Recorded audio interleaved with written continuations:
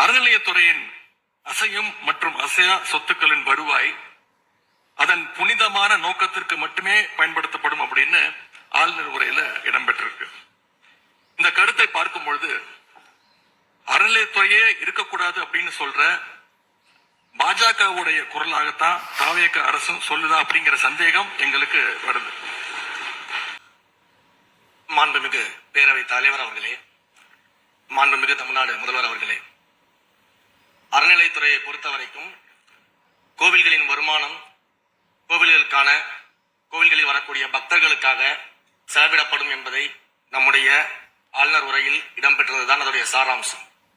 இன்னொன்று, சமீபத்தில் வெளியிடப்பட்ட திருமண மண்டபங்கள் மற்றும் வணிக வளாகங்கள், அந்த பணிகள் துவங்கப்படாத பணிகள் நிறுத்தப்பட்டது என்பது இந்த பணிகளை பொறுத்த வரைக்கும் நாம் ஆராய்ந்த வரைக்கும் அந்த கோவில்களில் பொதுமக்களுக்கு தேவையான அடிப்படை வசதிகள், பொதுமக்களுக்கு தேவையான தங்குமிட வசதிகள், பொதுமக்கள் பக்தர்கள் வரப்போது அவர்களுக்கு தேவையான அடிப்படையிலான கழிப்பறை வசதிகள் போன்ற இந்த வசதிகளை மேம்படுத்துவதை காட்டிலும் இவர்கள் கமர்ஷியலாக கோவில்களுக்கு திருமண மண்டபங்கள் கட்டுவதிலும் வணிக வளாகங்கள் கட்டுவதிலும் அதன் மூலமாக வருவாய் ஈட்டுவதை மட்டுமே குறிக்கோளாக வைத்துக் கொண்டு இந்த திட்டங்களை துவங்கியதன் காரணமாக மேலும் அதன் மீது பல்வேறு நீதிமன்ற வழக்குகள், ஸ்டே ஆர்டர்ஸ் இருப்பதனால நாம் அதையெல்லாம் ரத்து செய்து அறிவிச்சிருந்தோம்.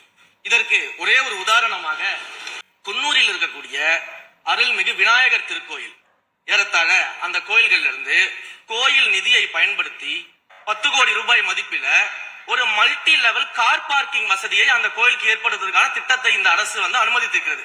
இதற்கு முன்னால் இருந்தக்கூடிய அமைச்சர் அவர்கள் அதை அறிவித்திருக்கிறாங்க. அந்த கோயில்ல ஒட்டுமொத்த கழிப்பறை வசதி கூட கிடையாது. இது மட்டும் இல்ல, குன்னூர் மற்றும் உதகையை சுற்றி இருக்கக்கூடிய அனைத்து பகுதிகளிலும் இருக்கக்கூடிய 50 கோவில்கள்ல பேசிக்கா இருக்கக்கூடிய டாய்லெட் ஃபெசிலிட்டிஸ் கூட இருக்கக்கூடிய கோயில்களுக்கு கிடையாது. அப்படிப்பட்ட இடங்கள்ல கோயில் நிதியை பயன்படுத்தி எதற்காக மல்டி லெவல் கார் பார்க்கிங் தேவைப்படுது? அதற்கு பதிலாக நம்முடைய அரசாணையிலே வெளியிட்டிருக்கிறோம். மிக தெளிவாக கடைசி வரியை படித்து பார்த்தால் எல்லாருக்கும் தெரியும்.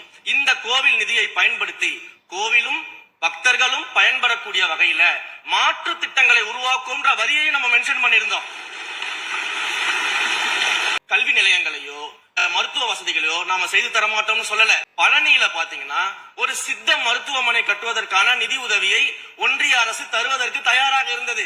ஆனா கடந்த ஆட்சியில அந்த திட்டத்தை அப்படியே கிடப்புல போட்டு கேட்டா ரெக்கரிங் செலவை எங்களால ஏத்துக்க முடியாது அப்படின்னு சொல்லி கிடப்புல போட்டு வச்சிருந்த இந்த திட்டத்தை நாம இன்றைக்கு கையில் எடுத்து அதை துவங்குவதற்கான ஆய்வில் இறங்கியிருக்கிறோம்.